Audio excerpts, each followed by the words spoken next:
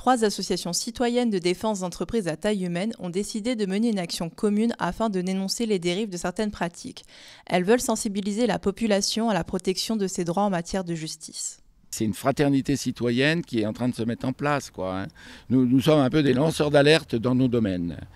Bon, moi, ce qui me concerne, c'est le dysfonctionnement judiciaire. C'est que je considère que la justice aujourd'hui n'est pas indépendante, impartiale, comme elle devrait l'être.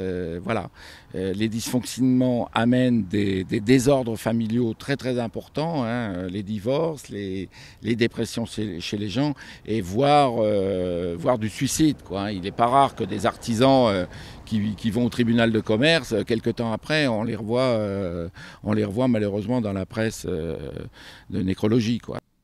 En France, près de 60 000 entreprises à taille humaine font l'objet d'une liquidation par le tribunal de commerce. C'est notamment le cas pour les entreprises de moins de 50 salariés qui sont le plus touchées par ce phénomène.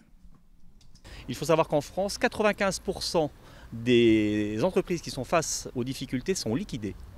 Tout simplement parce que, pécuniairement parlant, le mandataire liquidateur n'a pas d'autre choix pour recouvrir ses honoraires que de dilapider les biens de l'entreprise et de se faire rémunérer sur un pourcentage.